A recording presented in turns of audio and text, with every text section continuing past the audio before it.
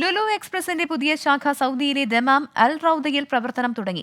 10,000 ചതുരശ്ര അടിയിൽ ഒരുക്കിയിരിക്കുന്ന ശാഖയുടെ ഉദ്ഘാടനം പ്രമുഖ റിയൽ എസ്റ്റേറ്റ് കമ്പനിയായ മയാദൻ അൽ ഖലീജയുടെ ചെയർമാൻ മുഹമ്മദ് അൽ ഒഥൈബി നിർവഹിച്ചു.